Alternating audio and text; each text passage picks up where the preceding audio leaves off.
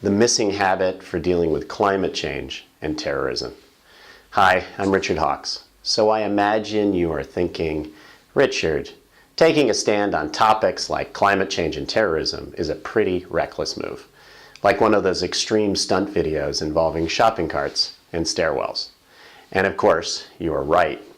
Topics like these are so intimidating that opening one up can immediately shut people down or provoke anger from others. These topics are simply too hazardous and not small talk friendly. And I completely agree. When I begin to think about any really gnarly topic like terrorism, I'm immediately confronted with how can I possibly have an impact on such a complex, multifaceted cluster?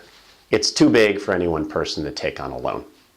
Yet the fact remains, for you, me, our kids, for us to survive, we have to know how to open up these kinds of big, gnarly topics and not blow each other up. So, what is the solution? I'm not suggesting that I have the whole solution, but I do believe I have a key part. And this key part is a common sense habit. It has 3 steps. It feels great, and it only takes about 30 seconds. It is a habit that I've observed that truly effective change leaders, leaders who are able to take on big, multifaceted challenges without stirring up the antibodies, always seem to have. And it is one size fits all. You will be able to use it to open up gnarly topics with your family, job, business, town, industry, and also to contribute to resolving large, crazy issues like climate change and terrorism. So what are the 3 steps? Step 1. Recognize that a challenge is simply too complex, too multifaceted for any one person to take on alone. For example, imagine you are the parent of a teenager who is doing reckless things and you just can't seem to figure them out. Step 2. Acknowledge to yourself the people who are already working towards a solution. For example, you could acknowledge your teenager's mother, sisters, teacher, and yourself. These people may not be working together as allies. They may never be able to become an aligned coalition or a team, but they are all at stake for a solution to be found. Step 3. This is the most important step. Ask yourself, how can I feel gratitude for those who are working together or working alone towards a solution?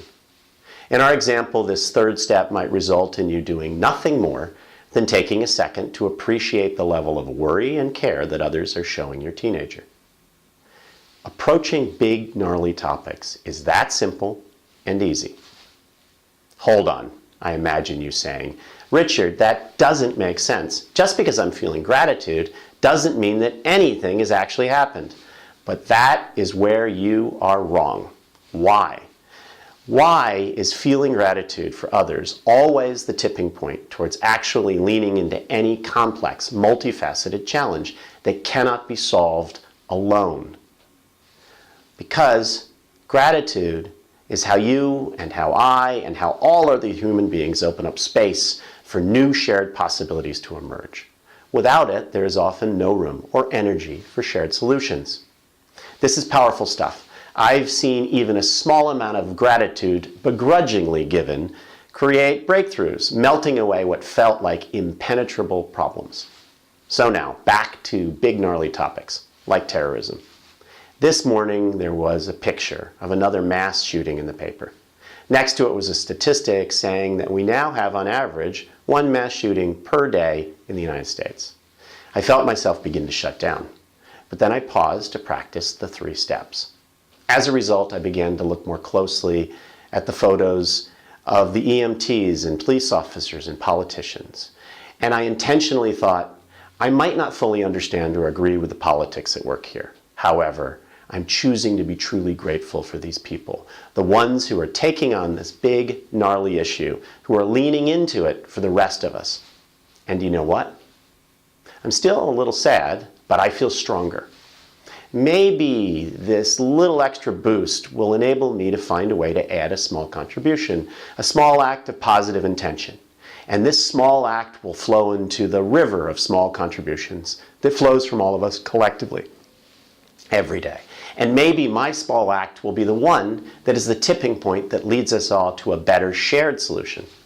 I don't really know, but I believe that this is how it works, and I've seen it work that way. So summing up, I believe that gratitude is a critical mindset for effectively leading change, any kind of change, small or big. Why?